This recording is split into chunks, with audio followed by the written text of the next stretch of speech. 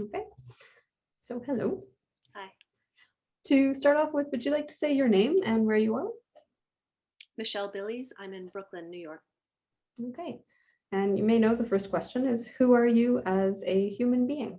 And that can be anything you'd like to speak to in terms perhaps of your values, qualities about yourself, passions, just who are you?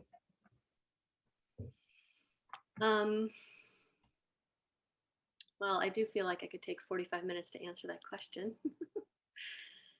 It's a great question. I've been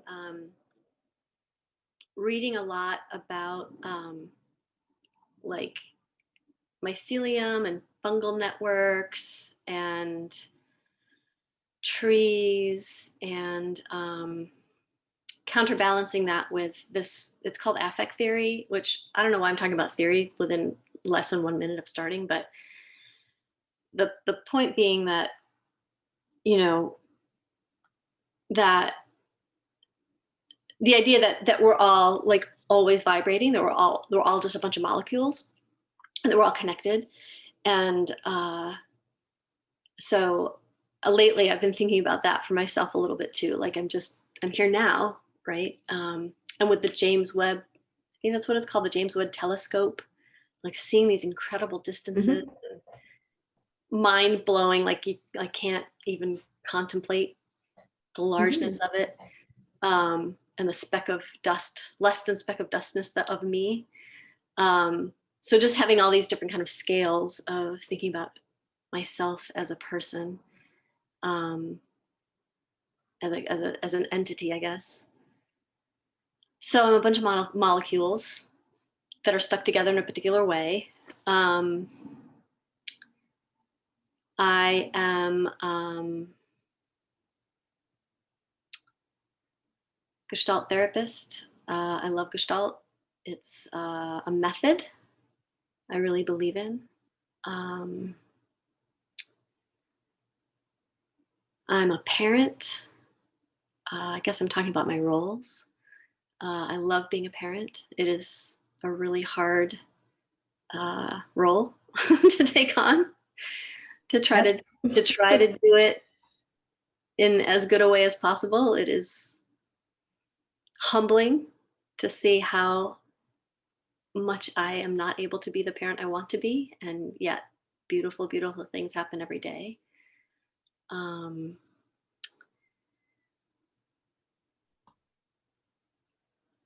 I practice Buddhism. So I'd asked, do you think that there are some central values that you hold in these different roles in your life, or that may, I don't know, that you may sort of spin around somehow in your life?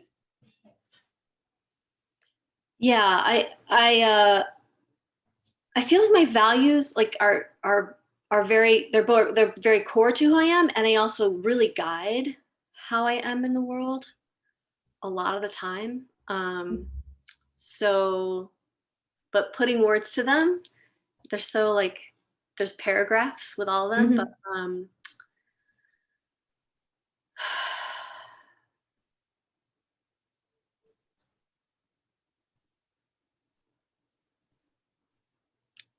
so I'll just keep saying things, and hopefully the words from the words will emerge what my values are. Okay.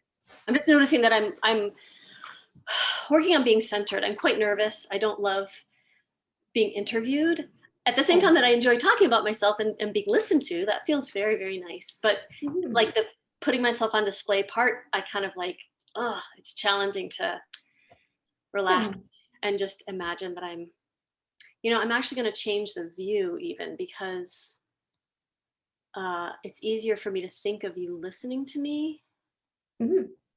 Yeah, if I'm small and you're the center of my screen. So now I think it might be easier for me to forget that I'm being recorded and just talk. Because I like how you set up the interview in terms of like just wanting to get to know people. I think this is really I'm just listening, and I'm curious, and I'm open, and yeah. I have no expectation that you'll get to a point, so don't worry. Please, you can go like the tree behind you on the wall there. It can go everywhere. That's fine. I guess part of one of the many layers of feeling inhibited in this moment is that I have often been someone who's done a lot. Like I believe in taking action, doing things to fulfill whatever I think I should be doing, to take care of issues, to respond to political problems. Social justice is just a very core part of who I am. And I'm in a moment in my life where I'm quieting a lot of that activity, a lot of that action-based response, both to focus on parenting after the pandemic, some other life issues that I've been dealing with. Um, and also because I've moved into a more contemplative place. Like I'm trying to write more. I'm in my 50s, and so I'm both tired and I've done a lot. And so even though my orientation for so long has been to, oh, I'm aware of something, then do something. Like as a white person, it's been very important to me to learn to speak up and to speak up, to say, I will contribute, I will take part, I will do my part, I will step up, I will do things, I will try to be strategic, I will take actions, I will work in social movements, like all those things I've been doing and doing and doing, which I really believe in. I I can't do it all. Like I can't parent the way I want to parent and survive a pandemic and uh, be a social justice person. Um, I can't do all of that. And I'm also, again, like I said, like trying to figure out what I've learned and say it. Saying it feels kind of important right now. Um, it's hard for me to not think of that as anything other than utter privilege because I'm sitting in such privilege. Um, financial privilege, white privilege, um, US citizenship privilege, which is a mixed bag, but it is citizenship. And it's, I don't love being a US citizen, but it's got a lot of stability. I have a job with benefits. I mean, I just have so much wonderful stuff ensuring my life and my child's life right now. So it's hard to imagine that also not acting and writing as if I think I have something to say. Like there's just a lot of like stuff to get through. And I am doing it. It's not that I'm not doing it. It's just, I've got a lot of kind of stuff in the way. And I'm just trying to say, yeah, and I've done things and I have life experiences and learned things that I think might be valuable. Um,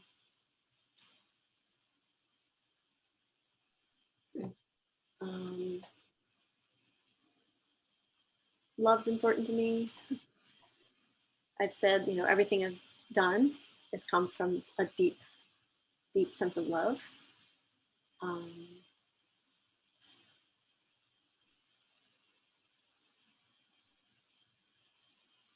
Being a good neighbor is important to me.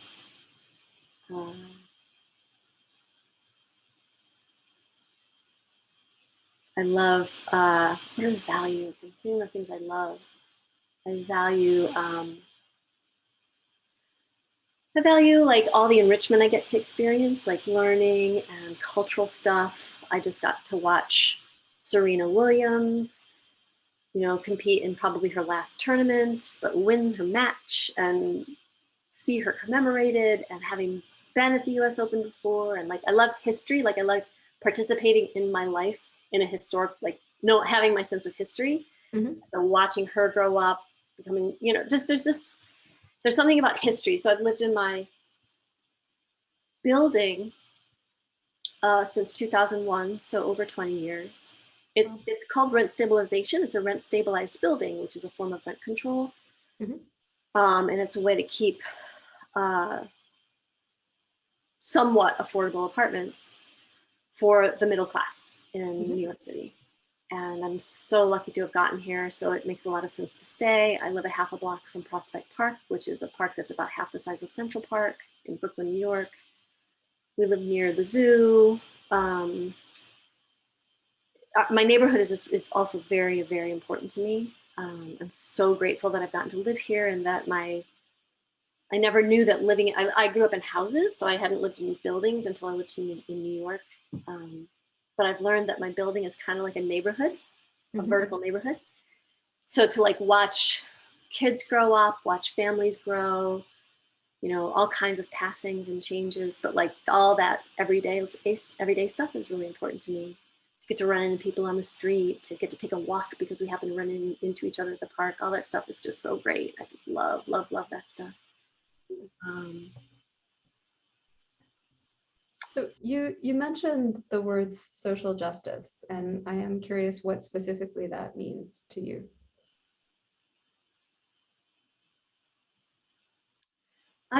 So racial justice, or racial liberation, I should say, is at the core of I've used this word orientation, like a core orientation in my life. And I always do racial liberation from an intersectional perspective. So it's never just race, right? It's always with all the intersections. And because I'm queer, I have focused a lot on queer stuff, race and queerness. I have been growing in terms of challenging ableism and learning about disability justice. So that's kind of my learning edge. Mm-hmm. I guess it started, like, I think I called myself anti-racist. Yeah, I called myself anti-racist in my 20s, because that was sort of the lingo then. And I was doing anti-poverty work. So I didn't know what social justice was. I didn't know what social movements were until I got my master's actually in social work. And I happened to be in a class with someone named Richard Cloward, who with his partner, Francis Fox Piven, wrote a book called Regulating the Poor. And so they together wrote a lot of anti-poverty stuff and social movements stuff. So they were Marxists, white Marxists, by the way, who didn't think that race, like kind of that group of that bulk of Marxists who think that class is the be all to end all. And so the other things are just, I don't know what they call it, superstructure. I don't know what they call it, but like it doesn't, if we all unite, then the other stuff will float away somehow. And I don't believe that, but not entirely intersectional. Not at all, right? Not at all. Thinking that intersectionality was a distraction from the more important basis of class.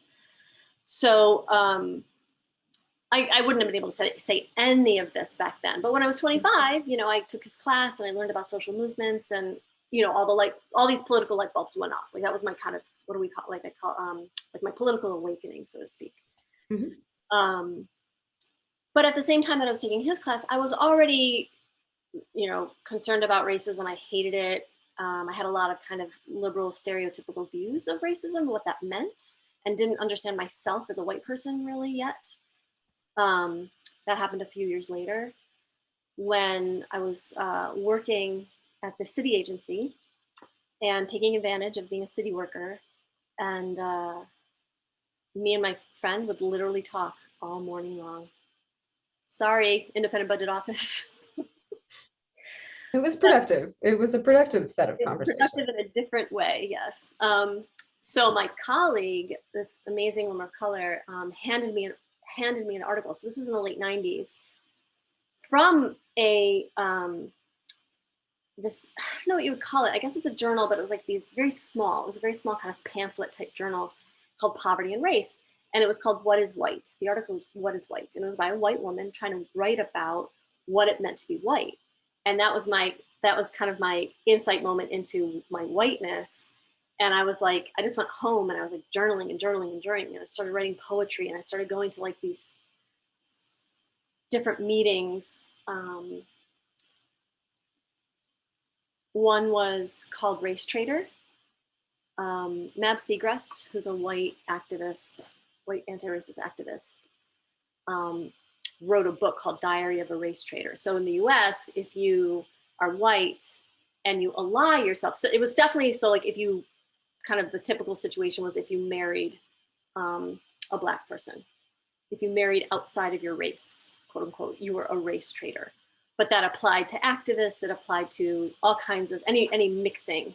Yes, anyone who would make white systems uncomfortable, right? Very well put. Yes, exactly. So Race Traitor was an activist, an abolitionist group at so they wanted to abolish the white race, not white people.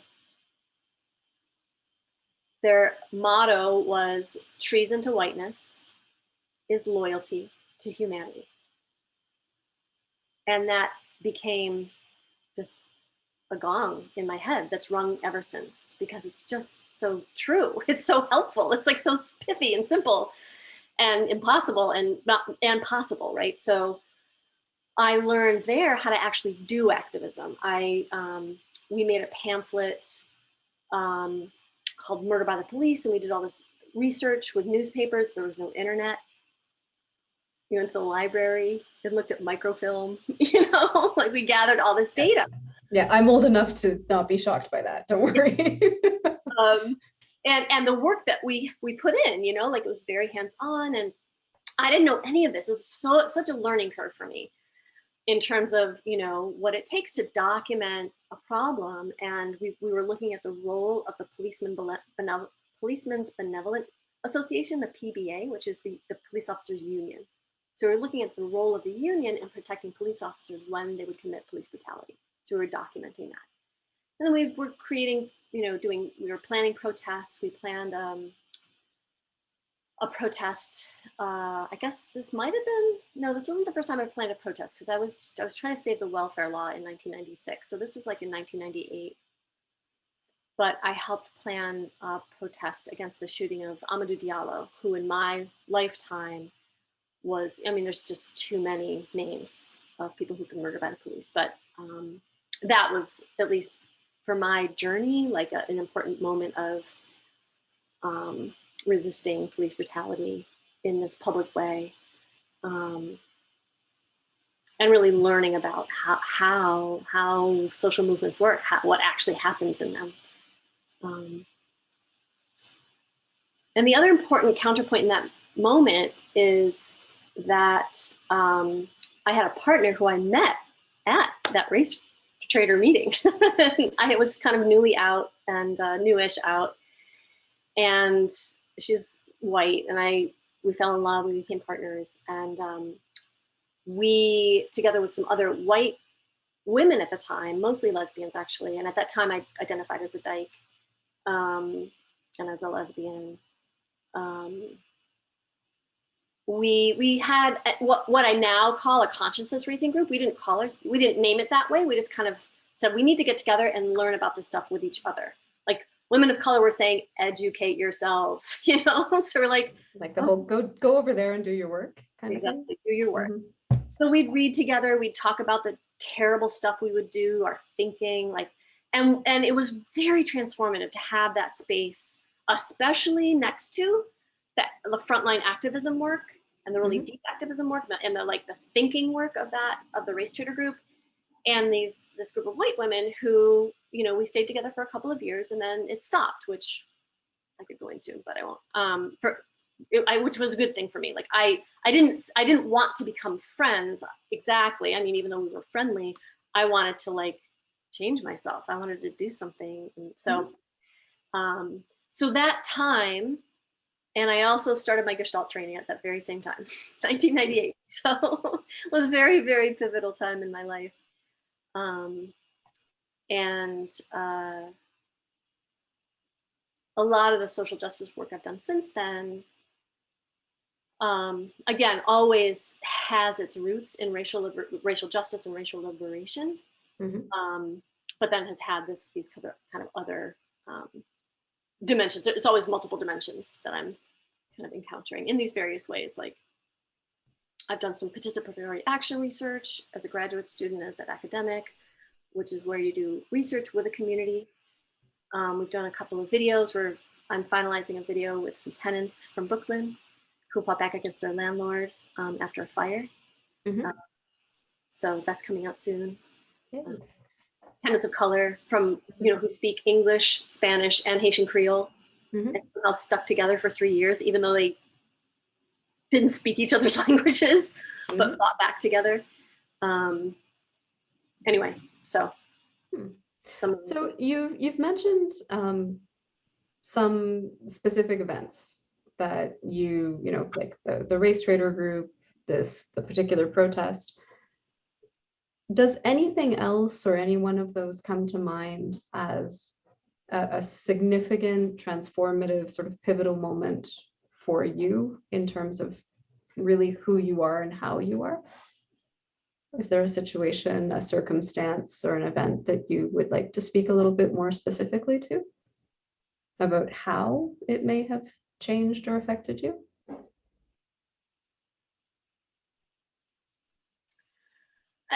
It's through lines. So there's something about my mid 20s, being in graduate school, learning about social movements, and then getting involved in social movements. But one of the through lines that's still there, I don't know where it comes from, other than maybe my grandmother, um, and my mom. I get, I think my family to some extent. I'm thinking of my grandmother, which is that everybody matters. Like everybody has good in them. My grandmother's message was everybody has good in them. And so when I was in graduate school, and this was I guess as I'm learning about social movements, but it hasn't integrated at all yet. It's just still like I'm still marveling at what I'm learning and whatever, feeling guilty and shocked and all that stuff. But I had an internship where it was actually a research project on folks with serious mental illness who were employed, and we were trying to figure out what they needed, or what made the difference for them to be able to stay employed. Because a lot of people with serious mental illness, that's a thing, right? Like, not that they have to work, but if they want to work, like what helps them actually get into a job and stay in a job. Yeah. And I think because I was in grad school and I was reading things and I care about things, and I asked the professor I was working with if I could start an advisory group of people with mental illness to advise the research project. And she was like, yeah, that's great, do that.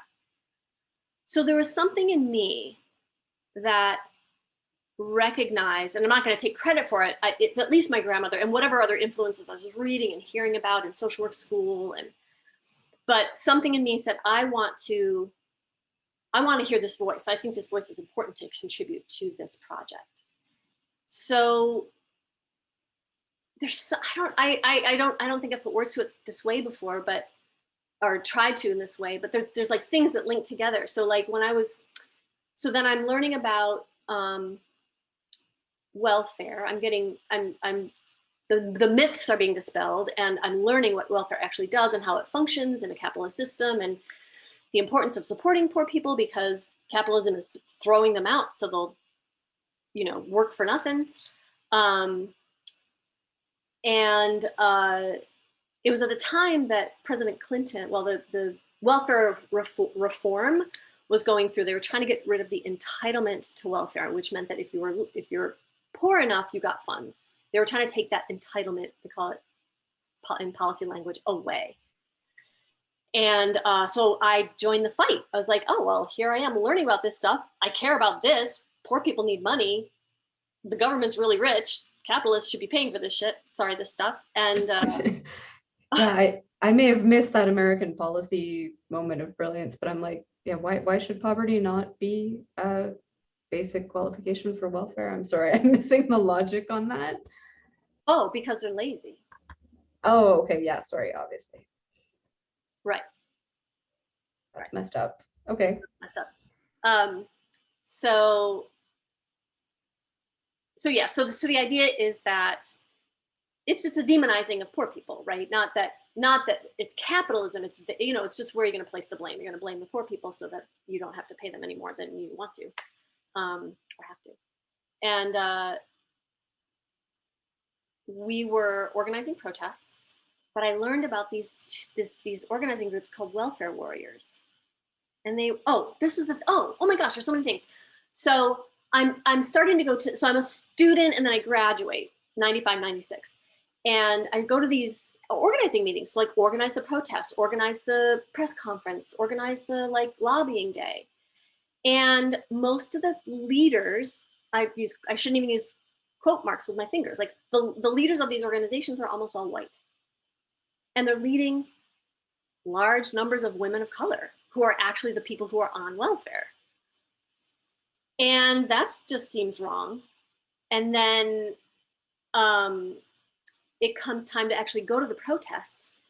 And there's this strange cachet around getting arrested. So like getting arrested is a real thing, right? Planning to get arrested, getting trained to get arrested, all of that. But I felt like there was also this like cool kid factor around it.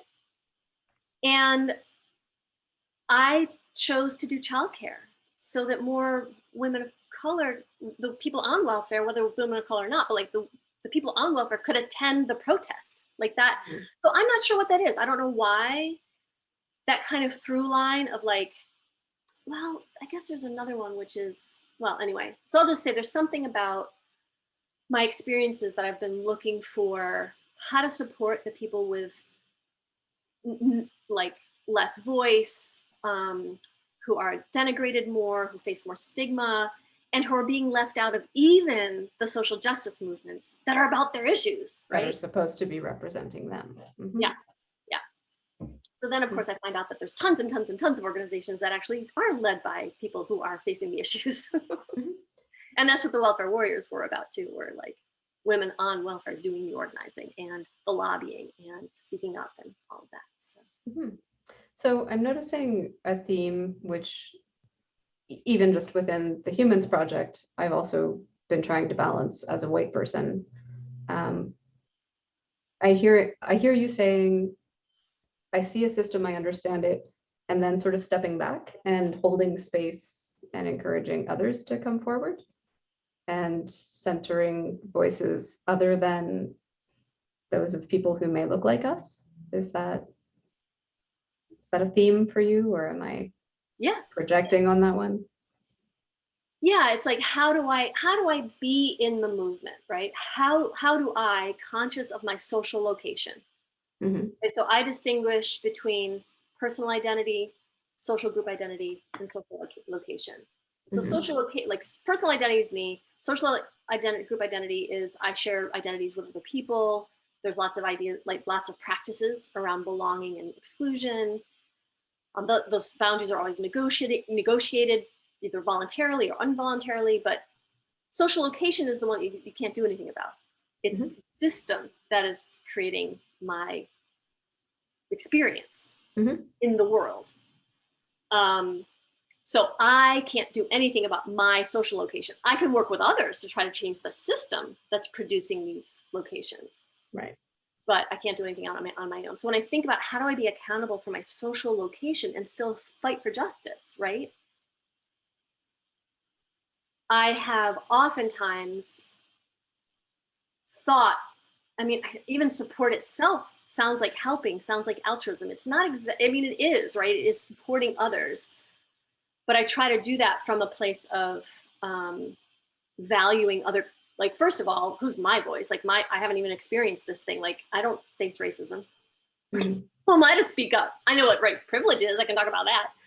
But basically, understanding consciously and mentally that, like, the people who have experienced it need to be the voices talking about the thing. Like, that just makes logical sense to me. And looking at all the barriers to that. So like trying to take down those barriers, trying to support those voices and the actions, right? So the voices and the actions of the people who have actually lived these things. And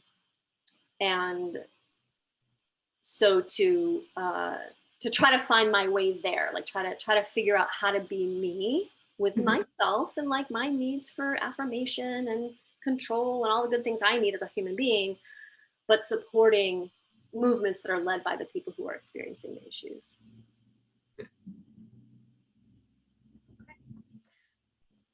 So I do want to ask you about something. I want to ask one more question, and then I would like to invite you to maybe do like a second part of this. I think we definitely have more than 15 minutes of stuff to talk about left. But one thing that you mentioned, which I think we can fit in the time you have right now, is mentioned your age. And I'm curious, you also mentioned ableism, which is often related to ageism and those kinds of things. How are you experiencing wherever you are in your 50s and the aging process? So I'm 54.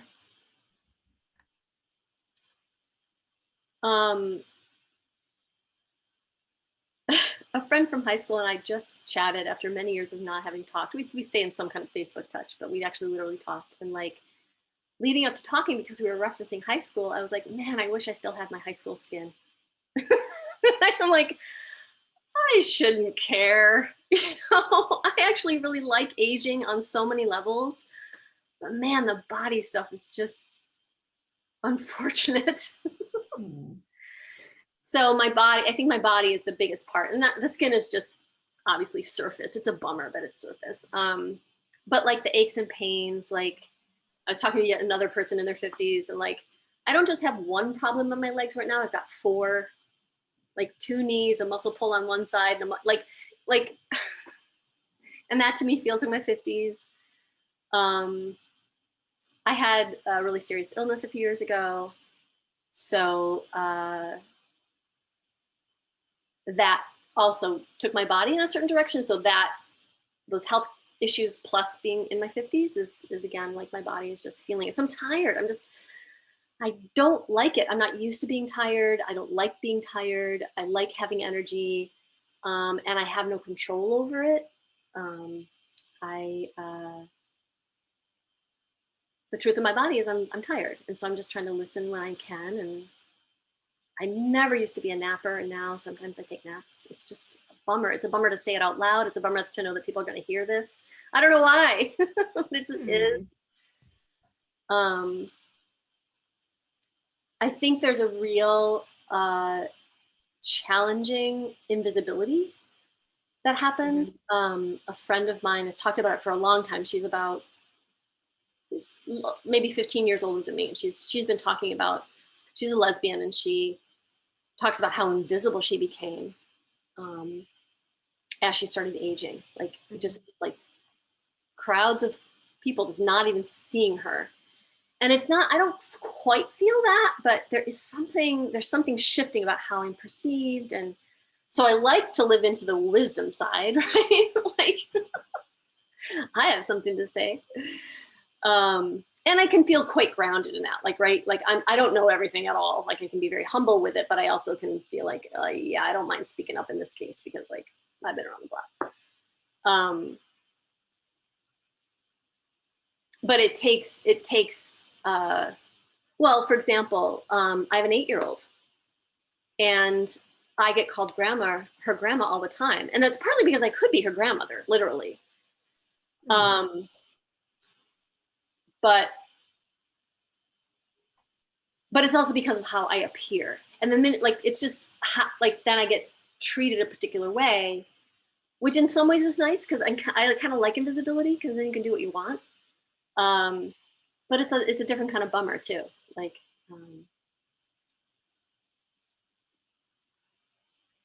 having to work harder to be seen, to be taken seriously. So I think therapy is actually a nice career to be in. And actually I'm a professor and a therapist. So both of those, I get to, my age doesn't take away as much. I mean, it takes away in some ways, but it doesn't take away as much. In theory, wisdom is appreciated there, right? Yeah, yeah. I'm not on Instagram. So like there's a technological era that like, that I can't relate to my students as well.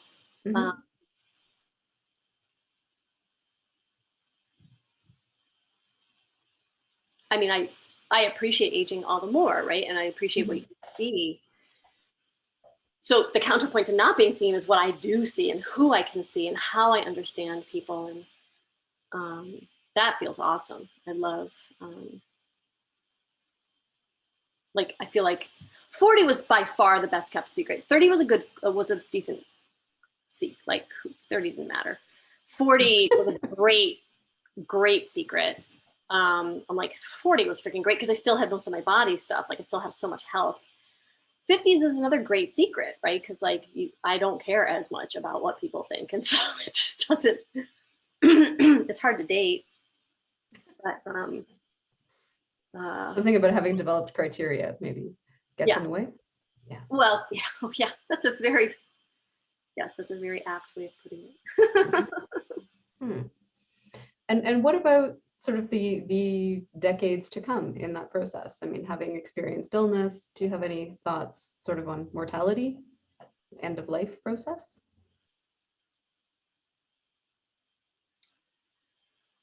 Well, I've faced my mortality twice.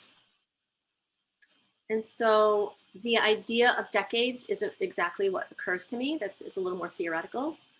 It's okay to think about. Like I could have decades, but it's not. I think it's not like pre facing my mortality. I would have a different answer than now. I mean, it kind of depends on how personal I want to get. You know what I mean? Like, um, I have a job that I can retire from. I think around 63. It's going to be a long 9 years for reasons about the job, but I teach community college students, which is just awesome. That part, the students part, is just the best. So if if all goes well, I get to retire with a pension. It's just incredible. And because I'm a therapist, if I want to keep doing therapy, I could keep doing therapy. Like I could foresee continuing the work I love to do because I've been so both lucky and privileged to have these career paths. Yeah, like I'm tenured. I'm a tenured professor. So in that sense, my kind of stability could be there. And I just want to create as much of a happy life for my child as I possibly can. So,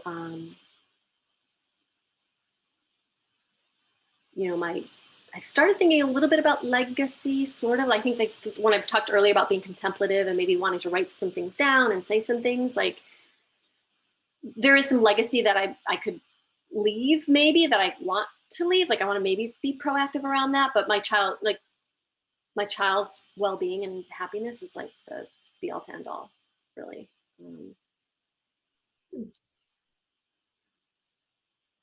I mean, I'd like to end racism, but we'll see.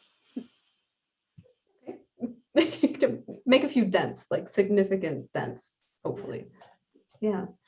So I guess I will ask you one more thing, which is who pops to mind as a particular person who has had a significant influence on you, your life, the way you are? This can Carl, be from any time, yeah, any aspect of your life. Would you like to Carl, say more? Carl Hawkins. He was my supervisor and then therapist and supervisor for 15 years. Mm-hmm. He's a Gestalt therapist.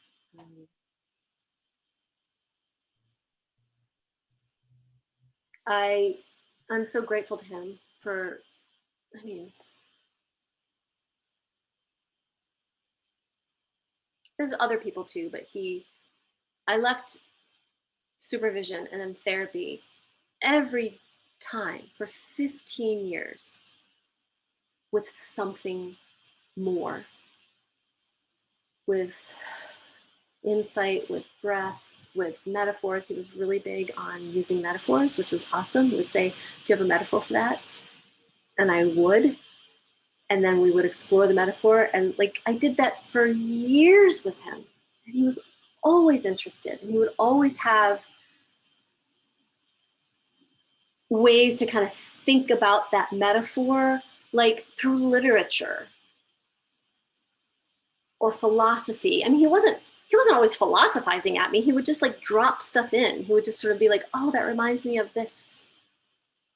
And I'd be like, "Oh yeah," right? Like so he just, and he was so peaceful. He was just so grounded. I can remember like him being shocked once. Like was unflappable, but not in a distant way, in a very present kind of way.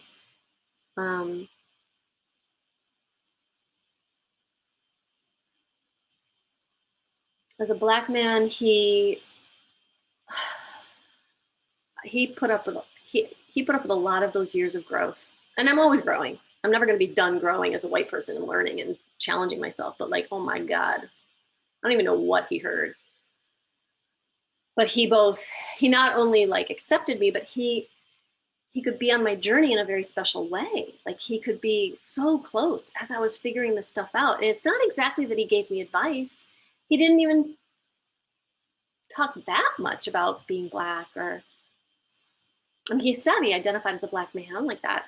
I remember him saying that to me. And that's actually how I met him. He was presenting at an AAGT, and I think it's the Association for the Advancement of Gestalt Therapy. Is that what it's called? Yeah, AAGT. So this was in like early 2000s, maybe 2000, I don't know. But he was doing his workshop was on diversity.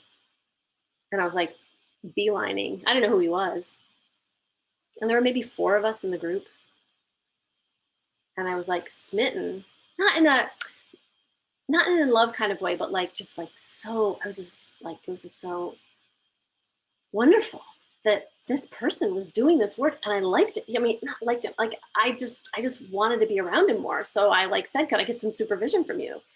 And we met at this coffee shop in Manhattan. And he brought 2 pieces of paper. This is before we started supervision. It was sort of like, I don't know what, he's like, let's go out to breakfast. I was like, okay. I didn't even know what going out to breakfast meant. It just meant going, I didn't like, okay. And he had me I mean, there was like maybe a paragraph on one of the papers, and it was related to the diversity workshop that he gave. And then he brought another piece of paper. I don't remember what it had on it, but like, again, like 5 words. I don't remember. It was so simple. And it was like so spot on. It was just so, he just was able to offer just the most particular, like awesome things to say and ways to think about.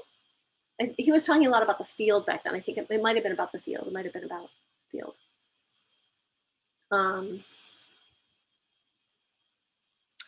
And race as an event. I think he hasn't written much, but he wrote something called Race as an Event. And that's sort of what he was talking about in the early 2000s. So again, totally made sense to me. And I loved it. And I wanted to hear more. And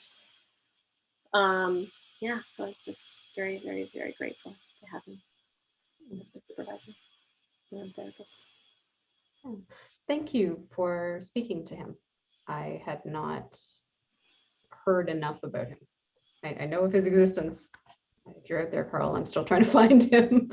But yeah, thank you. Basically, I think where we left off, I was starting to get curious how you would answer this question, which is, how do you experience and understand yourself in gender terms, or as a woman in this world? Well, I identify as queer, and queer, my gender is queer.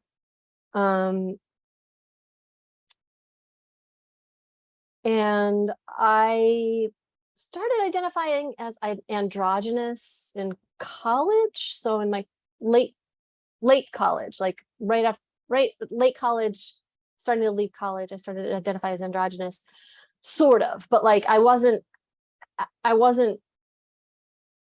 didn't understand myself to be gay or lesbian or anything yet. I'd had a couple of like relationships, I shouldn't say relationships, a couple of little encounters in college.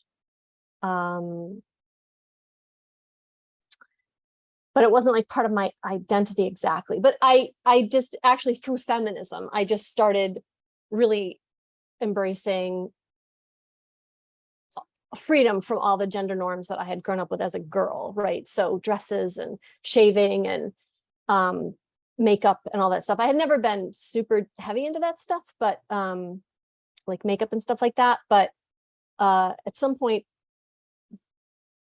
in my early 20s, I just recognized that I didn't have to, and I was so glad.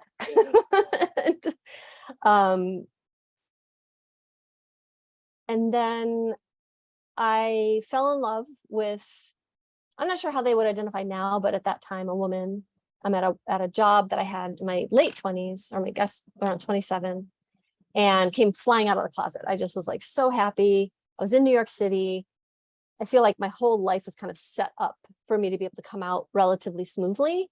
And I also, so yeah, I came out, identified as a lesbian and as a dyke. I didn't, there was a lot of aesthetic stuff going on at that time, literally where I was in Brooklyn, and also through history in terms of like, you know, not being overly feminine. But I also, like, I didn't really participate in femme butch dynamics exactly. I definitely didn't fit femme, and I didn't really fit butch. So I think I identified as a soft butch for a little while, but that didn't really fit because I'm not butch. So genderqueer, androgynous, that kind of not identifying either as a man or as a woman, like, and not on the continuum, but more in the spectrum, right? So I don't know. It's just one of those things. Like, in my brain, it makes a lot of sense. In my brain, gender is not even a thing. It's just a construct. And I don't mind my body. There's some things I like about it. I don't have feelings about my genitals. Like, it's not, when I introduce myself that I like all pronouns used with me, that comes from an experience I had with experiences I had both with queer youth when I was doing some work supporting this queer youth camp out of the LGBT Center. It's called the YES program, Youth Enrichment Services. And then this project, Queers for Economic Justice, that I was part of, doing some research for a number of years.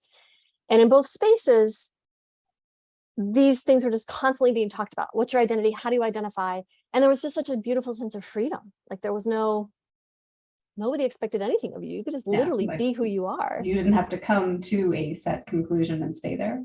Exactly. And so in that second group, the project was called Welfare Warriors Research Collaborative. And in that group, when we would do our go round, when we would meet, we would do pronouns every time. And it just changed. Like, you didn't have to have this, like, nobody was keeping track of what you identified with yesterday. You just kept deciding that day in that moment. So that just fits, again, how I understand the phenomenon of gender for myself. And then, if you identify as a woman, a cis woman, like, great, good for you. That's your identity. My daughter identifies as a cis female. Like, she knows she's she. So that's great for her. And she knows there's people of all genders. And so she always asks, like, what is your gender? We were at the airport this summer, and she wanted to say something to the person who was handling our baggage, like behind the little desk thing. And she just said, what is your gender? And he ended up identifying as he. He's like, what did she ask? And I was like, oh, she wants to know what your gender identity is, what pronouns you use. And he's like, no one has ever asked me that before. Yeah, like an 8-year-old being careful not to misgender someone. That's it's a really, yeah. So I feel like I benefited from that mindset, and she benefited from that mindset. So I just get to be more me. Yeah. Okay. And I think a lot of what you've spoken to kind of feeds into this next question, which is how you understand and experience power and privilege in your life.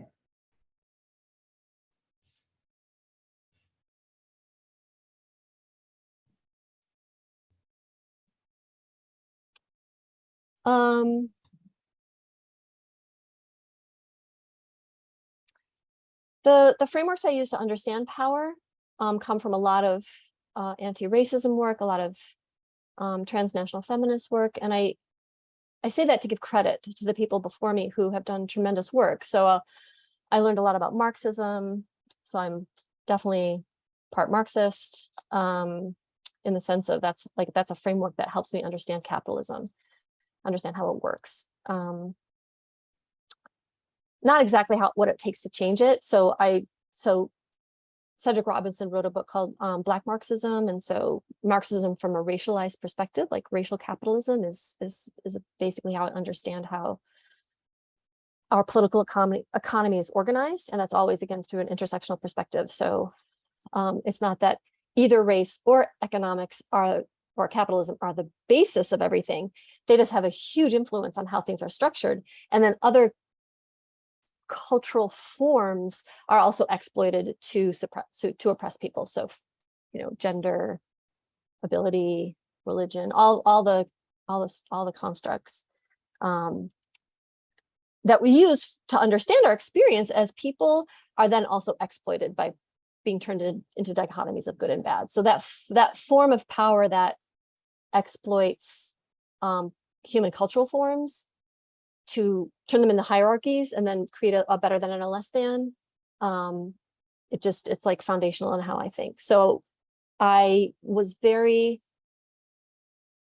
anti-racist in my 20s as I was learning about poverty and social change. And then somebody said, you can't have oppression without privilege, right? Who's benefiting from the oppression, right? So I did have that kind of single-mindedness for a long time, and then began understanding what people call privilege. I actually call dominance. Privilege is like a problematic term for all the reasons that we can sort of understand it to be problematic. It is privilege in that it is, the wealth, the benefits are funneled in a direction. If you're not oppressed, you are benefiting from a system. So in that sense, I can use the word privilege. And I think I was saying last time about growing up Catholic and how like one of the few silver linings of that was to feel more okay about being held accountable. There's absolutely something bad about that. I've never heard that framed before, but in Catholic Mexico, that makes a lot of sense. That's really a lovely reframe. Accountability. Yeah, I came to appreciate that part of my ability to tolerate shame and the kind of the necessity to be held accountable through, working on myself as a white person with class privilege and other kinds of privilege, US citizenship privilege, but Christian privilege. I grew up Christian. But I noticed that there's a lot of people who are very uncomfortable with that accountability. And I'm sort of grateful to Catholicism. I don't like the fact that it taught me that I was born a sinner. I think that's a bunch of crap. But that self-examination, the need to look, not, I guess need, I don't know what the word need is about, but the practice, I guess, the habit I have of looking at my role in things. How am I complicit? How am I responsible? That's also a female thing, being trained that, everything's our responsibility. So being trained as a female. Also that, weekly go and confess your sins and what did you do this week, right? Yes, absolutely. What did you do? How did you do it? Yes. Yeah. Yeah. Okay. So you said that you weren't a big fan of the word privilege, but dominance comes in there for you. Could you just say a little bit more about what you mean by that? I mean, I get that that's where the benefits flow towards. Yeah. I haven't put words to this in a while, but because it's become so obvious to me that if you're in the privileged position, you're also in the dominant position. Mm-hmm. So it, in the hierarchical structure of there's domination and there's oppression, right? Domination affects these folks by controlling them, by using force, by using punishment, by denying resources. So all the structures of dominance, all the systems and structures of dominance create a system in which people are moving and either being denied or being punished or being, thwarted or being maligned or stigmatized. So all the forces of dominance are creating those systems in which people are oppressed. And so who's participating, who are the bodies that are participating in the systems of dominance that are creating systems of oppression? So the flow of wealth that comes toward dominance, the flow of resources, the flow of benefits, the privilege that comes toward the dominant systems is peopled by people, right? That's, Yeah. yes, I like to think of things in terms of systems. I am not responsible for racism, but I participate in racism in a particular location. And so my location, I'm not oppressed by racism. I'm in the dominant position. I'm in the dominant group who benefits from that system, who reproduces that system, who creates that system, who doesn't interrupt that system enough. So that's, I would say that, if anything, I guess what I'm saying in this moment is privilege is a bit of a subset of dominance. It's like one of the benefits that flows toward people in the dominant position. Yeah, it also sounds more passive, right? Like the privilege is floated up socially, Yeah, and the right. dominance is the pushing down that I actually do. Is that how I'm hearing it? I like that. Yeah, I like that you lifted that up, that you pointed that out. That yes, there's a more.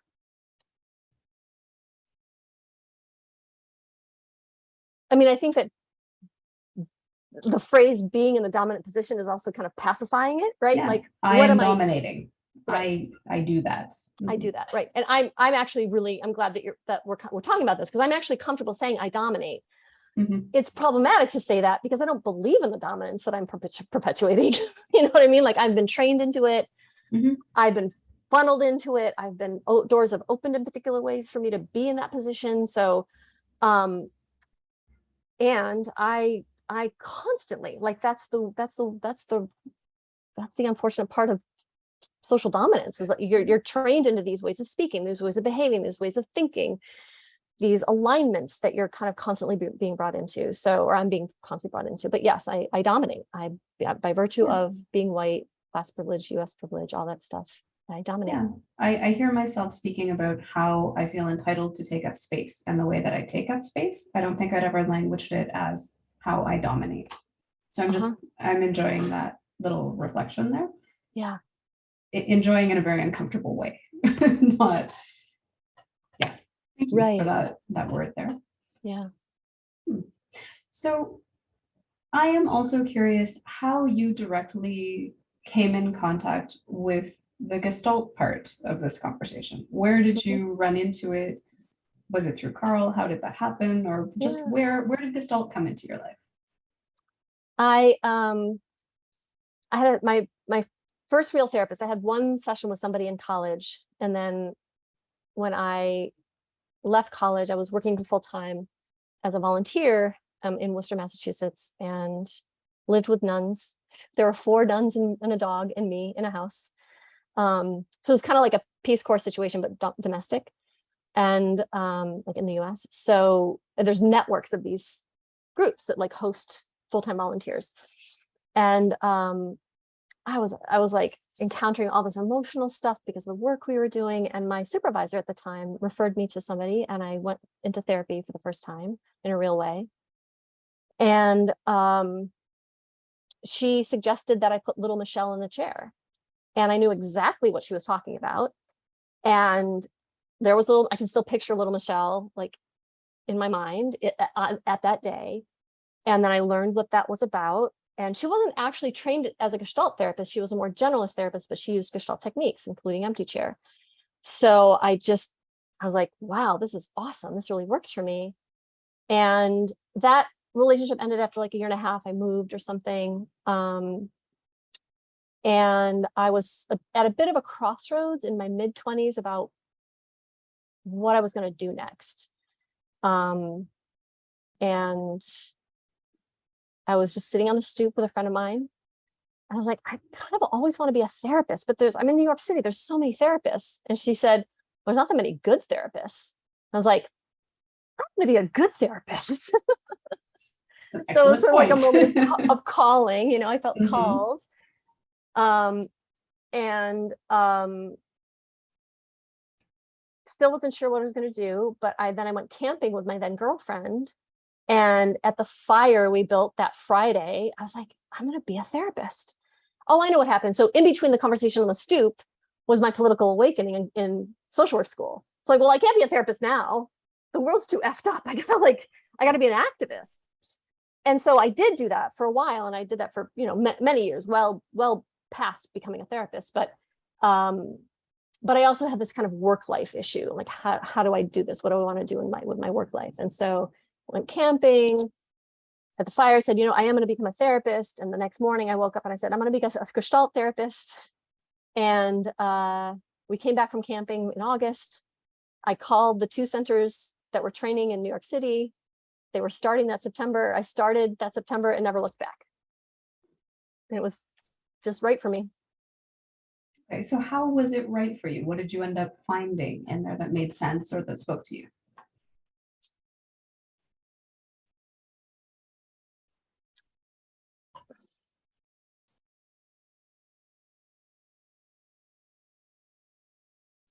Like the quick answer based on all this stuff, talk about activism I've been doing, I'll just put that like 15th period on the end of that sentence, which is, I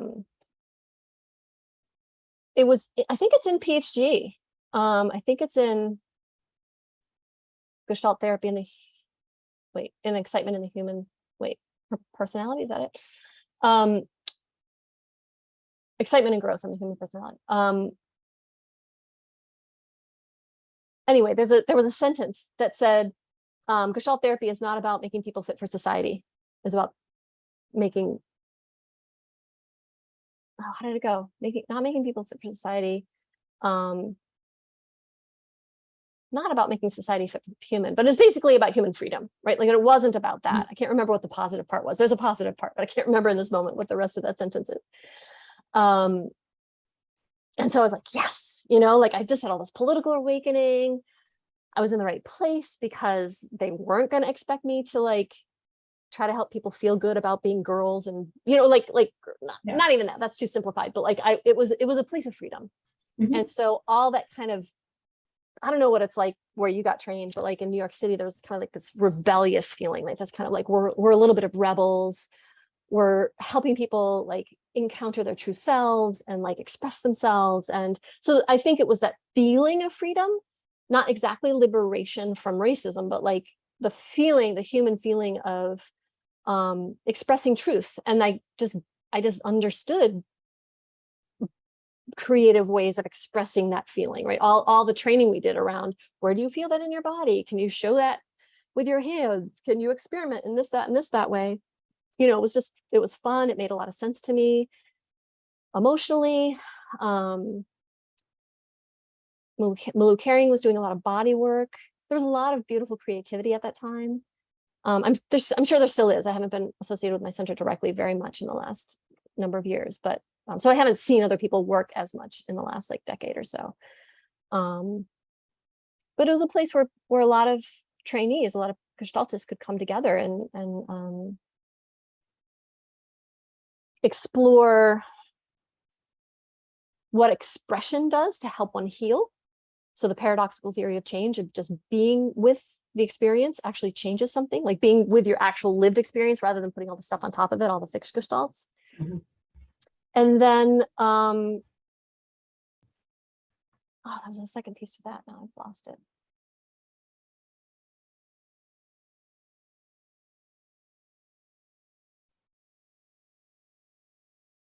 Maybe it'll come back. There was another important piece I've lost. Okay.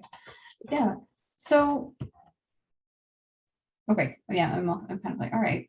So how did this affect you as a person? Like what layer does Gestalt add to all of these, coming outs and awakenings and awarenesses of your own personal development? How does Gestalt affect you as a person? Oh, I remembered the other important piece. Okay. The therapist counts. Like, it doesn't have to be quiet. You can talk. You can engage. So both the general idea that the Gestalt therapist personality actually is fine. It's like, take advantage of what you're like. Art, great. Music, great. Do your thing. Like, You exist. You exist, and that uniqueness actually contributes to you being a therapist. Doesn't take away from it. You're not supposed to be objective. You can't be anyway, but like you don't have to try.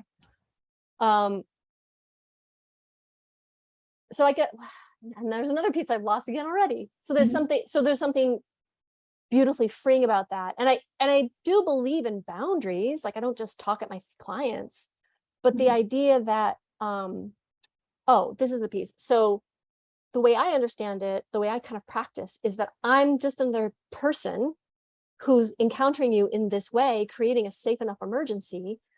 and putting my 2 cents in. My 2 cents might be completely wrong and completely off, but let's try it out. I'll put it out there because that's really what's coming up for me.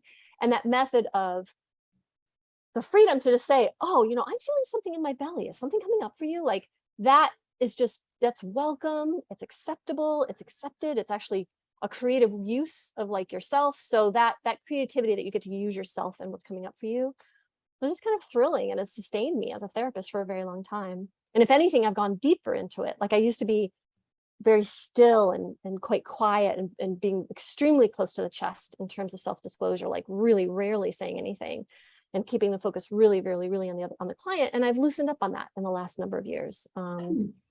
Sometimes too much. And sometimes I have gone a little bit too much into the me side of things, and I pull it back and we talk about it. And, so there's space to be transparent about all of that, but it's very freeing to bring myself in and to see myself as offering what comes up for me as part of the dynamic, rather than feeling like I have to be quiet.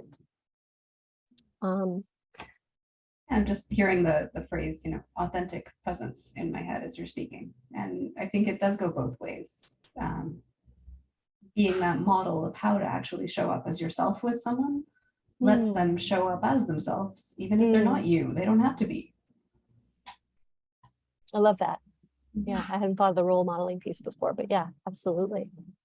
I mean, what's the point of showing up with someone who's telling you how to be fake? Like that's not, I don't see that getting me far, but. Yeah, right. Yeah. So is there a bit more to how this affected you as a person, or is that kind of the answer to both parts? No, yeah, so that's it's part of the answer, right? I think that Gestalt,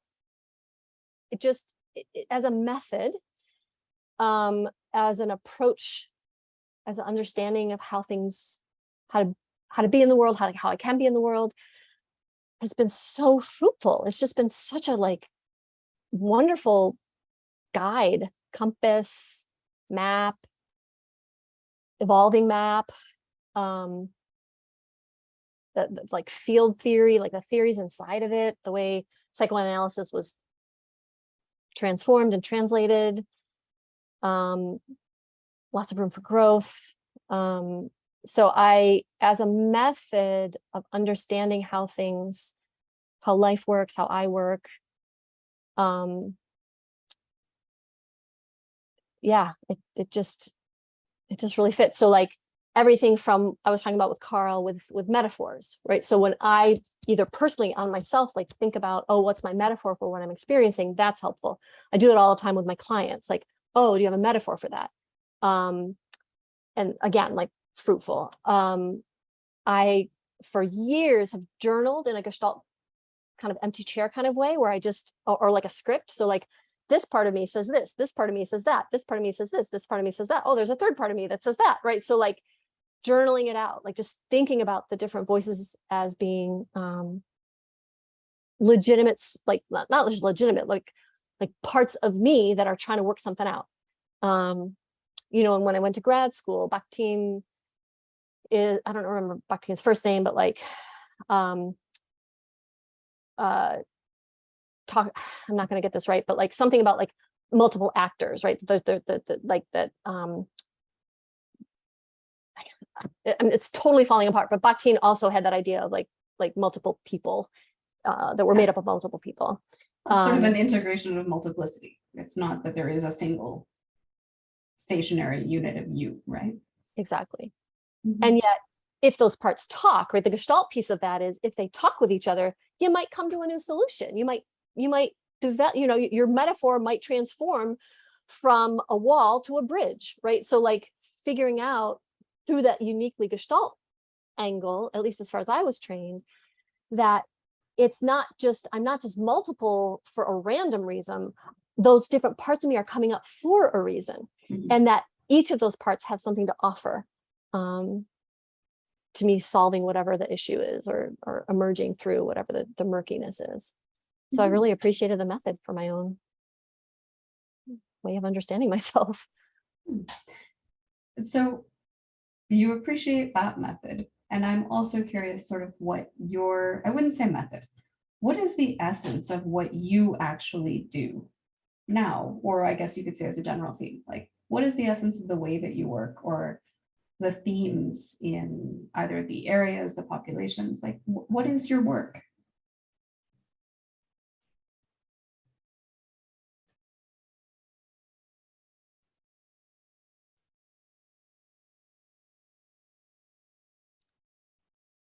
Today, and it's kind of come to me recently in this way. Today, I think my work is to help people experience themselves. That I guess you would say in an authentic way. It's a little problematic, like who gets to decide what authentic is, but the aha moment, like the drop, the, you know, the opening of the emotions, like whatever that I guess that's the aesthetic criteria, right? Like whatever the aesthetic experience is of that opening, of that experience of truth, of that experience of authenticity, that no matter what is going on and no matter what I think or feel like about what the person is saying, if they are experiencing their experience, like what's going on for them in the moment, that's what I have to offer, is to support them in experiencing that.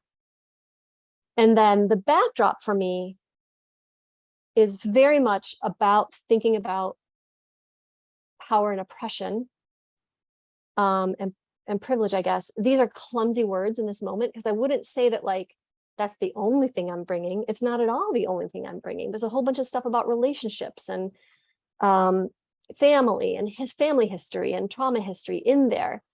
But I think what I personally have to offer is also this additional backdrop as a resource to understand the individual experience. So even if we're talking about the mom, you know, the relationship with the mother, I'm still have an eye on that backdrop, like what was going on for the mom, what's going on for the women, what's going on for the, like, you know, expectations, what's so like sexual abuse, like all the stuff in the kind of in the far backdrop is still very relevant to me. And I think that I have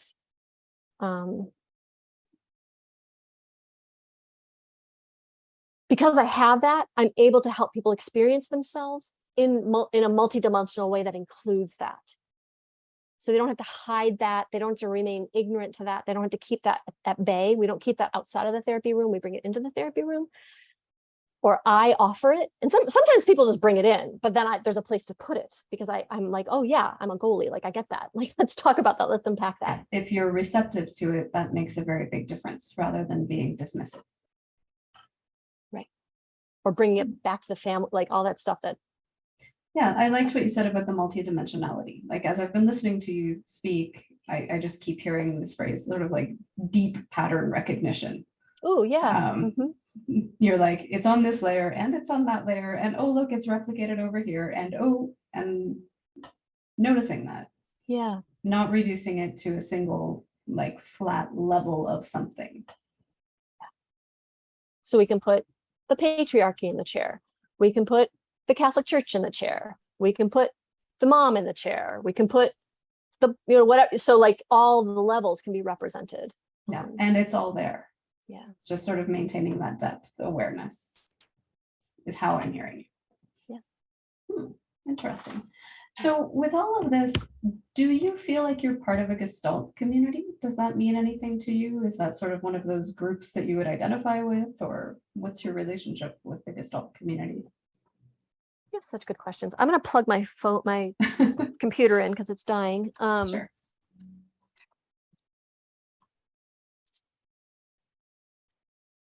I do.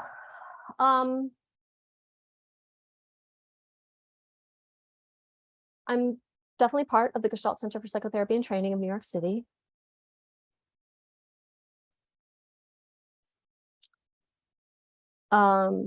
Within that, I have some very close relationships. The Diversity, Equity, and Inclusion Committee has been really important to me over the last number of years. It might be changing. I'm not sure where it stands right now, but it's been alive for a long time. So that's a subcommittee of, well, not a subcommittee, it's a committee of the Gestalt Center for Psychotherapy and Training. I've been really appreciative of EAGT and AAGT, the work they've been doing at conferences. So the European Association of Gestalt Therapy and the Association for the Advancement of Gestalt Therapy. EAGT has a subcommittee called the HRSR, Human Rights and Social Responsibility Committee. So I'm not part of EAGT and not part of HRSR, but like I thought about joining because like I feel like those are mostly my people. I've been lucky enough to be able to present at a couple international conferences, and that's been wonderful. So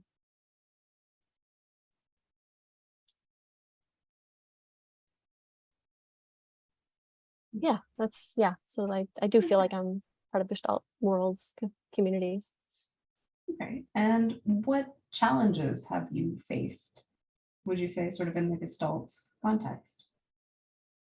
I've noticed that sometimes being aware of those deeper patterns in the field can cause a little friction sometimes, but.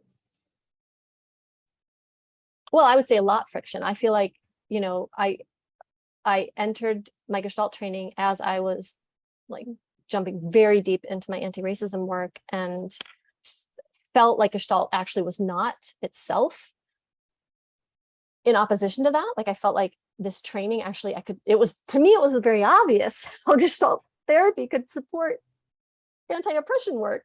Could, but you're right. Yeah. But Gestalt therapy in the US, for the most part, has emerged out of all the systems of psychoanalysis and social work and psychology that, have normalized psychodynamic theory, right? So like psychodynamic theory being the main theory that everybody's taught, and like, that's what really matters. It's your family. It all comes back to that. So, and all the other stuff is extra or a specialty, or like, it doesn't matter, right? Your racism, all the terrible stuff that comes out of white supremacy. That I think I'm not the only social worker who's fought it. Like, there's lots of social workers and lots of therapists who have, since the beginning, have been fighting against that kind of system, those kinds of frameworks. But that was still true of the mostly white liberal Gestalt therapy training center I went to. So it has been challenging to shift those dynamics, and they remain. There's a lot of them that remain. There's been a lot of efforts that me and other folks have undertaken for years. And even when I got there, another thing that helped me know that I was in the right place was that her name was Janice at the time, Jawaria Hassan and Maluk Herring did a training at my Gestalt Center using ethnic notions, which is a film that people were really using in the 90s to unpack racism with white folks. So, and all folks, like it was a multiracial group, but mostly white. So those efforts have been there, the desire has been there, real things have been enacted, like the Diversity and Equity Committee, the EIC of the Gestalt Center, like rewrote our grievance procedures. We encouraged and got everybody to go to it, not everybody, but many of the faculty, I think 7 out of 14 faculty people went to this really significant training called the People's Institute for Survival and Beyond. And that group has been working with social workers and pastors, like nonprofits in the social services and churches for 3 decades or 4 decades, and very systemic analysis, not kind, not mean, but like not gentle, not gentle, like not like there was no like at those trainings, there's no processing of your feelings. Like, you're going to learn stuff and it might be hard for you, but you're not going to like talk it all out with everybody. You're just going to have to sit there and learn. You talk about stuff, but like, so I really believed in that. Like, I was so proud of the faculty for doing that. And yet so many things still haven't changed. And there's just like it slides back, doesn't it? It really does. It just doesn't, the needle doesn't move very much. And so I've been at it for a long time, and I'm taking another break because it's hard. It's very disheartening. I'm a little cautious in what I'm saying because I know that this is getting published, and not that I don't want to say strong things. I just want to be careful about what I'm saying, and I haven't practiced what I want to say about it. I don't want to throw anybody under the bus. And yet I'm really disappointed in some people. really appreciate the faculty people. I one-on-one, like we've had some really remarkable things happen and we've had some really terrible things happen. And it's very frustrating. So the struggle continues. And I think it's really valid to name that. I mean, I have no idea about the personal politics of the institute that you're speaking about, but pretending that everything's fine and we're all fine and it's all good, it's pretty much gross negligence as far as I'm concerned.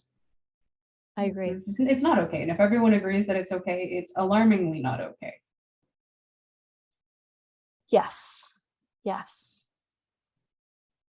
And so, this idea of microaggressions has been useful in the last number of years, talking with especially white folks, but even in my college classes, it's a really useful term for, and I teach mostly folks of color, just by the nature of who comes to my campus. But the idea that there are microaggressions gets put on the students. And so the students are the ones committing the microaggressions against each other. When really what our committee, the DEIC, has been trying to talk about and lift up is the faculty are committing microaggressions. And actually, one of the, they wouldn't mind, but I'm not going to name the person who uses actually micro abuses. They don't use the word microaggressions. They use the term microabuse to try to get away from the word micro, or the part of the word that's micro, like it's not little. It's a huge impact, right? So the faculty repeatedly are being named and talked to, and things have been tried to put in place to try to stop that stuff. And it slides off the radar screen. It like denial, denial, denial. It's your problem. Pointing fingers. It's not my responsibility. I didn't do it. And it just goes away. And they don't take it in. And it's so frustrating. It is. So, how to actually, I don't know about you, Heather, but like, I love being held accountable. We're back full circle. It is the biggest gift. If somebody tells me I've messed up, I've hurt them, I've been oppressive, I don't like it. I wish I never was. And it happens all the time. And sometimes I recognize it and sometimes I don't. But when people literally, like when they actually tell me and they give me a chance to talk about it with them, or maybe not even, maybe they just tell me and they leave, it's still a gift. And I just wish other people felt that way. It would be so wonderful if we had these cultures in Gestalt therapy where just talk about it, say sorry, do better next time. It's really not that, it's not brain science. But so apparently it's difficult. I think there's something called an ego that gets in the way there. You might be right. Something about the dissonance from how I think I am to how you're actually reflecting me that I can't process. And so I have a meltdown. Yeah, absolutely. Yeah, I like that growing edge of awareness. So I also like going there and being like, oh, I did that and I didn't realize it. That's cool. Thank you. Yeah. Yeah. Yeah. And I think a big part of my personal growth and professional growth is I just get mad and I skip the person who is having that ego dystonic moment, right? Like I don't care. I just want them to do better. And I don't like that I go to that place. I know it's not strategic.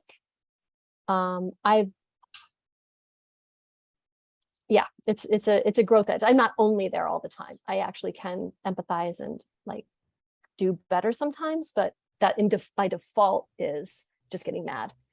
So that's my empathetic response to that is maybe it is strategic if your priority is actually larger picture rather than getting along with the individual in the room.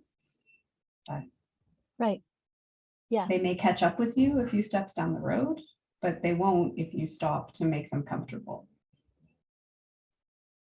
I think you've really named it. I like that is my dilemma, that like I don't want people to feel comfortable. And I actually like there's so much out there that discomfort is actually the more appropriate place. It's the more useful place. It's the more accurate place.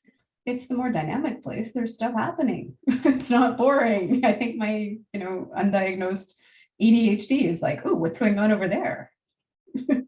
Right. Yeah.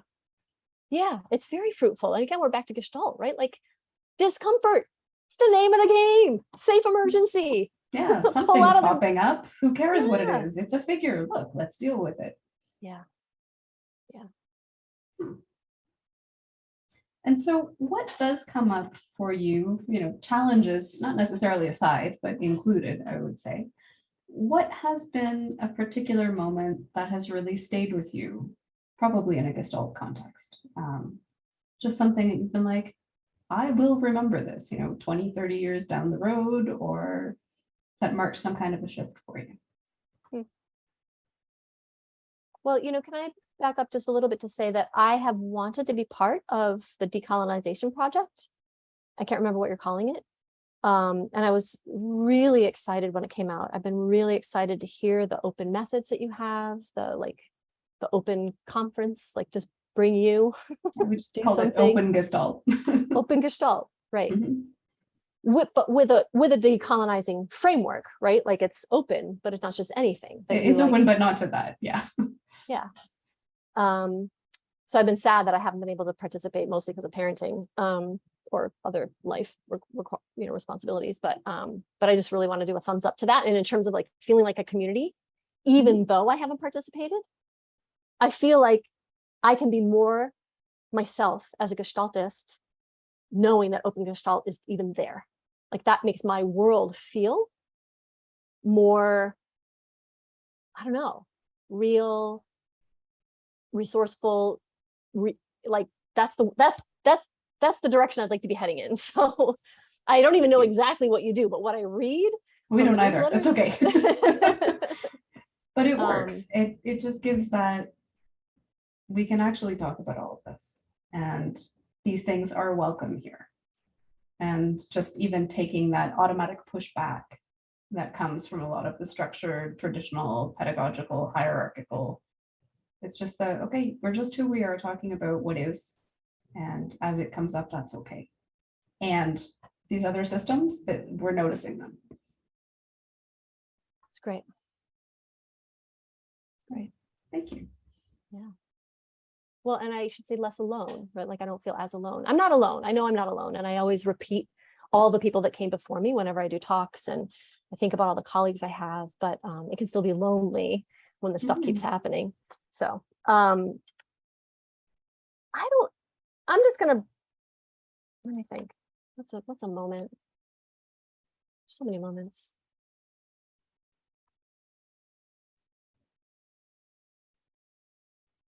There's so many moments that stay with me in my Gestalt journey. I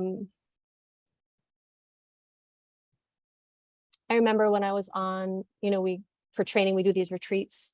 So one of my first retreats, Ken Myers was working with me, and I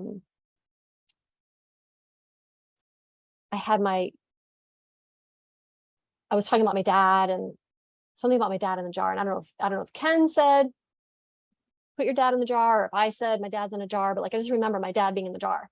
I'm like that, right? That moment of like, that is the accurate way of explaining what my experience is. Like that feels right to me.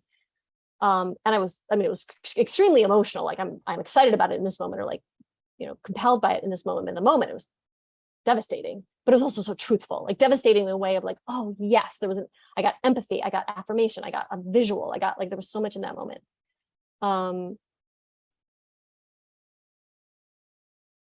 I remember being the therapist trainee in training with another student, and like following my gut in a way, and like somebody who'd been in a lot of therapy and was working on something they were very familiar with, actually with a dad as well, I think. And I don't remember what experiment I suggested, but I suggested some experiment, or maybe I suggested like some words as part of the experiment. Like, what if you said X? Because it was coming up for me in the moment. And the person said it or did it, and like it kind of worked, like it opened something up. And after, when we were processing it, I remember her looking at me and saying, how did you even think of that? I was like, I don't know, it just came up for me, right? I mean, I might have explained something in that moment, but that moment of like just following like what comes up and having that shift something for someone, like that was like wonderful, right? Like that's beautiful and wonderful. And I guess the last one I'll say is in 2018. That long ago? It must be. I gave a talk at the British Gestalt Journal. Adam Kinsella had invited me, and I talked about how can Gestalt therapy promote liberation from anti-Black racism. That was the title of my talk. And I had probably 3 hours of material for the hour I had, for the hour and a half I had, which turned into an hour and 15 minutes because of like getting settled and everything. So there was a lot of problems with that presentation. But what I liked about what I did was at the end, I skipped a bunch of stuff. And the last thing I did, because I didn't have much time, was to set up a circle. I offered this to the group. It was a big group of maybe 60 people. And I offered a fishbowl experiment. So I invited white people to come in and talk about their whiteness. I don't remember precisely what I said. It was something general like that. It might have been slightly more directed. Not much more though. And there were about 6 or 7 people, including me, maybe 8. I think it was more like 6 or 7 people who in the group like just talked about, because I've been doing all this talk about racism and intersectionality and history of Blackness, anti-Black racism. And there were maybe 5 women of color in the room. Some other people of color, not many though. And the women of color, like, I don't know how all of them, I know some of them identified as Black. And they were not in the fishbowl, but they were in the larger group.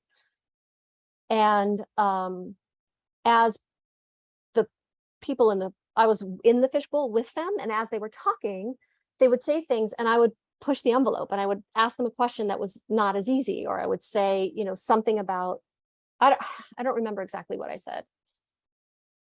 But I remember the feeling of not making people comfortable, right? Like, can you say more about that? Well, what do you think about that in context of this? And so I remember being pretty stiff and pretty like firm, like an authoritative, not because I felt I was better than anybody, but just I felt like in that moment, my job, like the best I could do in that moment was to challenge the whiteness.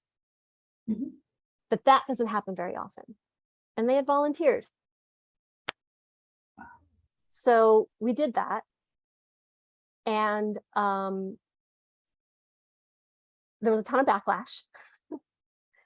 And I was really moved because some people were motivated to publish letters to the editor in the British Gestalt Journal in response to that experience. And one white person had a lot of problems with what I had done, and a couple white people had appreciated what had come up. And then one woman that I actually connected with at the thing itself, at the event itself, I contacted years later, and we had some really great conversations. So I remember that lonely feeling of doing something, doing it as an experiment, being stronger in some ways that I ever had been, like being extremely authoritative in the sense of, I'm going to direct this conversation in a particular way, and it's to interrupt white supremacy. That's the whole point. I understand you might feel bad. That's part of the process, right? So like that feeling of I'm gonna challenge white supremacy in the Gestalt world in this way, in this moment, under time pressure. It's all I got. I'm like, do what I can with this moment, drop the mic. See you later. Yeah. So Well, I hear you holding yourself accountable on par with your own level of awareness. Like you're not slacking off on what you know you could do and what you know you can see. And you don't let anybody else slack off either, from what I'm gathering. I appreciate that. I really appreciate that. I mean, just to get this interview with you, there were conditions and I couldn't slack off on those. And I appreciate that. oh, that's interesting. Yeah.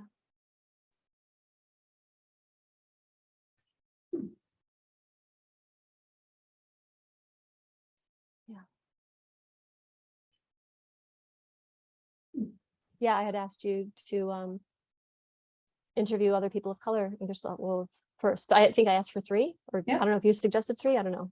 No, you went for 3. You're like, yeah, that's great. Get back to you when you've done the 3. Here's a list of possibilities that I personally know. Yeah, I don't want to eliminate my voice. I just don't want to center my voice. Mhm. I could see what was going on there, and I appreciated that. Mhm. Yeah. So I'm also wondering sort of what's next for you. Do you know that it's 2:34? I'm okay. Okay. Okay, great. I'm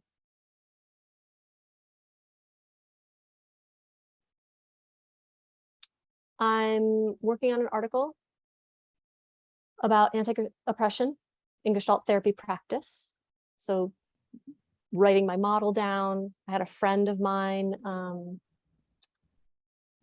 who's a graphic designer, like create my model in an image, That's cool. which is awesome. I love graphic designers. They take it out of my brain and they make it real. Yeah, I'd never done that before. I was like, oh my gosh.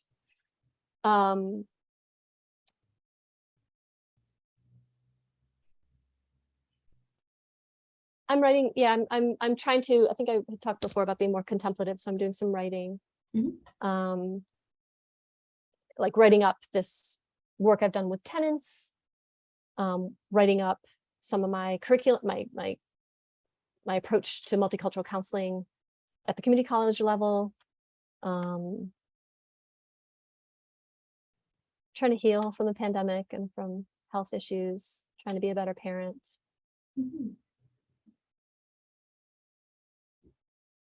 Yeah, I think I said before that, like, trying to help my child stabilize and get through this really hard time is the first thing before all the writing and all that other kind of work stuff. And kind of reassessing, like, what is my role? Like, how do I do this? Who do I do it with? Yeah, sort of doing some reassessing. Sounds fair.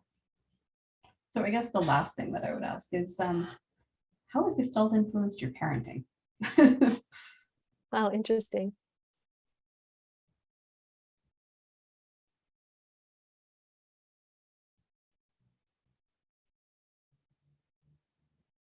I don't know. I'm not that creative. Like, I think I used to think I was creative, but I really, parenting is such a different kind of challenge that I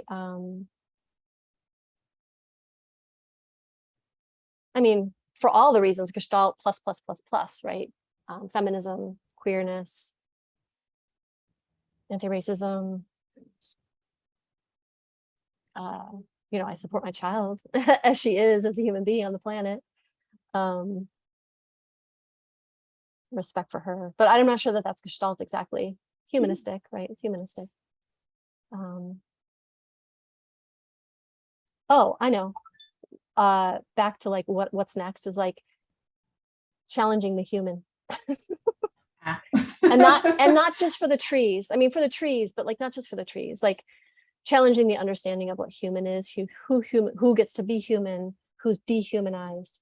So that's my leading edge in my thinking. But parenting, I don't know. I'd be curious to know how Gestalt has influenced your parenting. Like, I'd want to be in dialogue about that. Maybe it's influenced me more than I know, but in this moment, I don't really know. Yeah, no, I kind of come back to the same point of realizing my children are human beings. I can't unrealize that, and I can't go back to sort of object, take them, put them in a place, make them obey. Yeah. A lot of that's died for me. So.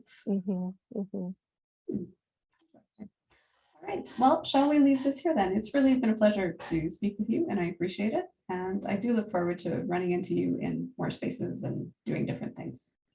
Yeah, it was already challenging just to be interviewed, but especially because you're just a lovely interviewer and a lovely person. And I kept wanting to ask you questions and get more into a dialogue, and I stayed on my side for reasons, but yeah, I'd love that too. I'd love to talk more. Right. And get to know you better. Thanks. Same. Okay.